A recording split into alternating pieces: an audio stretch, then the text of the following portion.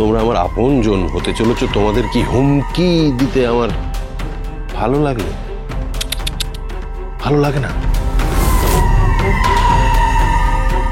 ওই যে বাচ্চা ফুটফুটে ছেলে মেয়ে দুটো দাঁড়িয়ে আছে, ওদের কিছু হয়ে গেলে তোমার ভালো লাগবে? তোমার কিছু হয়ে গেলে আমার ভালো লাগবে? তোমার স্বামীর যদি কিছু হয়ে যায় তোমার ভালো লাগবে? শোনো, আমার বউমা যদি শাখা সিঁদুর পরে সংসার করতে না পারে, তুমি শাখা সিঁদুর পরে থাকতে পারবে বলে চলবে? ওই যে ভদ্রলোক দাঁড়িয়ে আছেন, উনি থাকবেন থাকবেন না?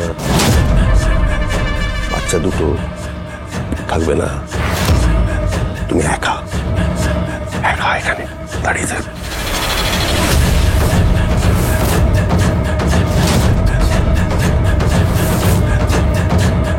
এক্সকিউজ মি, আপনি কিন্তু মাত্রা ছাড়িয়ে যাচ্ছেন। কি হয়েছে টুটিনি?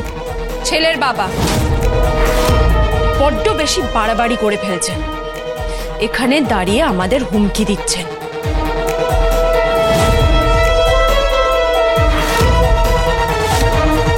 আমার বরকে, আমার বাচ্চাদের খুন করার প্রচ্ছন্ন হুমকি দিচ্ছেন। না না, আপনি কিছু ভাববেন না। ও কোর্টে যাবে, ও কোর্টে গিয়ে নিশ্চয়ই সাক্ষী দেবে। কেন দেবে না? ওরও তো দায়িত্ব আছে। আপনি ভাববেন না, আপনি টেনশন করবেন না। টুটিনি, মাথা গরম করো না, মাথা ঠান্ডা রাখো, একদম চিন্তা করো না। তুমি এসব নিয়ে কোনো ঝামেলায় যেও না, কোনো ঝামেলার দরকার নেই। সব যাতে মিটে যায়, যদি আপোষ করে নেওয়া যায় তাতে তো কোনো অসুবিধে নেই, তাই না? আপোষ আমি করতে পারবো না।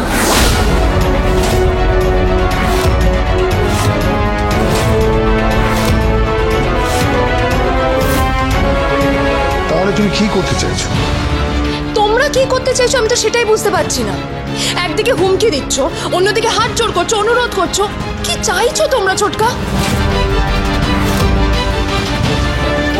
আরে বাবা ঠিক আছে, আমি আমি আমি এই হাত জোড় করে বলছি, আমি হুমকি দিয়ে ভুল করে ফেলেছি। আমি হাত জোড় করে বলছি,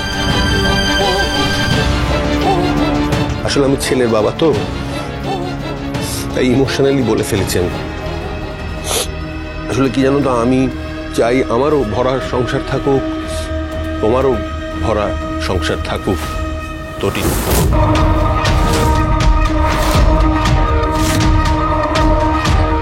আসুন আসুন, আপনার খাবারের বন্দোবস্ত করি। হ্যাঁ নিশ্চয়ই আমি যাব, কিন্তু আমি একা যাব না, আমি গ্র্যান্ডপাদের সঙ্গে নিয়ে যাব। কই লাট্টু, পিকো সঙ্গে এসো।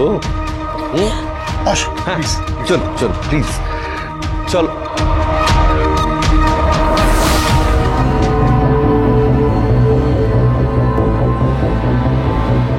দেখো আমি খুব খারাপ লোক, কিন্তু খুব ভালো বাবা। আশা করি আমার দ্বিতীয় রূপটাই তোমার পছন্দ হবে, প্রথমটা নয়।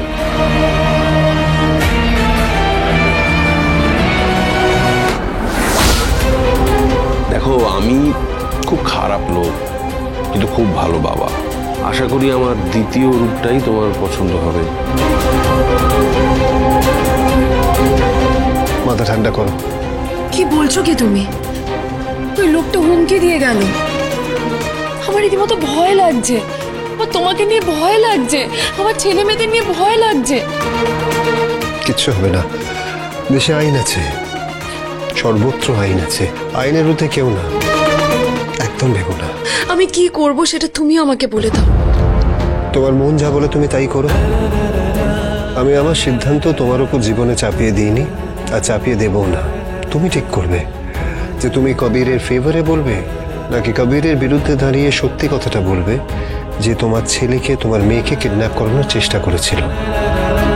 ও একজন ক্রিমিনাল, ও একজন অপরাধী। নাকি তোমার মতো আপোষ করে নেব। ধরে নাও তাই। আসি।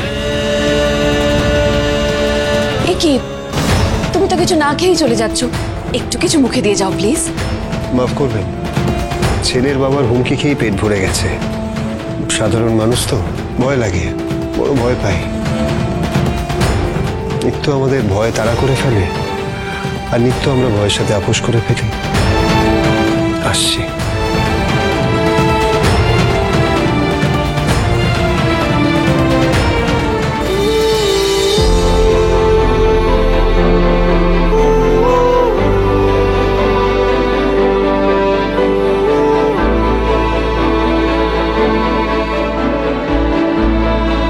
ছেলেটাকে অন্যরকম মনে হলো। আমরা যেমনটা দেখি তেমনটা নয়।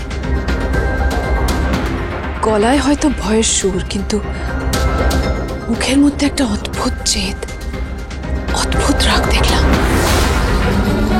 পরিষ্কার দুটো রূপ দেখলাম।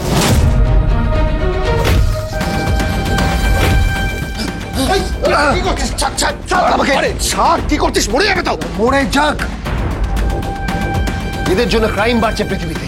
মরছে নিরপরাধ মানুষ, মরছে সাধারণ মানুষ। ছাড় আমাকে।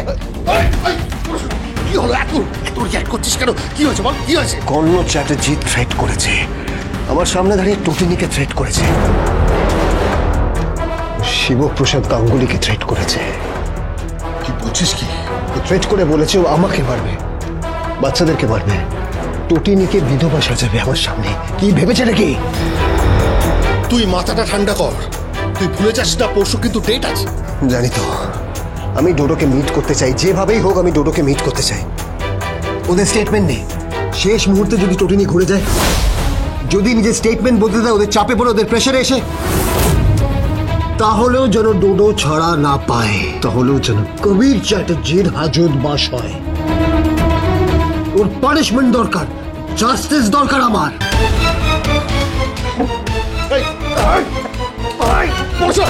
কি করছিস? কি করছিস? কি করছিস?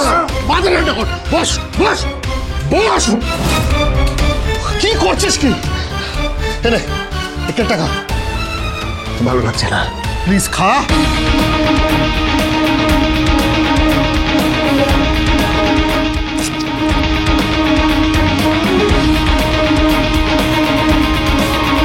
ওই যে বাচ্চা ফুটফুটে ছেলে মেয়ে দুটো দাঁড়িয়ে আছে, ওদের কিছু হয়ে গেলে তোমার ভালো লাগবে, তোমার কিছু হয়ে গেলে আমার ভালো লাগবে, তোমার স্বামীর যদি কিছু হয়ে যায় তোমার ভালো লাগবে। দেখো, আমি খুব খারাপ লোক, কিন্তু খুব ভালো বাবা। আশা করি আমার দ্বিতীয় রূপটাই তোমার পছন্দ হবে, প্রথমটা নয়। লোকটা আশীর্বাদের সময় থ্রেট করলো আমাকে, থ্রেট করলো।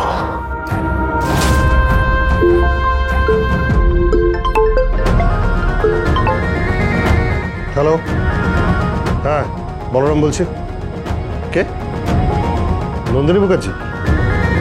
না না, পড়াশোনা এখন বিজি আছে। আপনার যা বলার আমাকে বলুন, ওর সাথে কথা বলবেন। খানিকক্ষণ বাদে আমি আপনার সাথে যোগাযোগ করছি। হ্যাঁ, এই নাম্বারেই কল ব্যাক করছি। কে? নন্দিনী মুখার্জি কথা বলতেছে। কার সাথে? পরশুরামের সাথে কথা বলবো, তার আগে প্ল্যান অফ অ্যাকশনসটা ঠিক করে নিতে হবে। কিরকম? কালকে বিয়ে, পরশু বিদায়,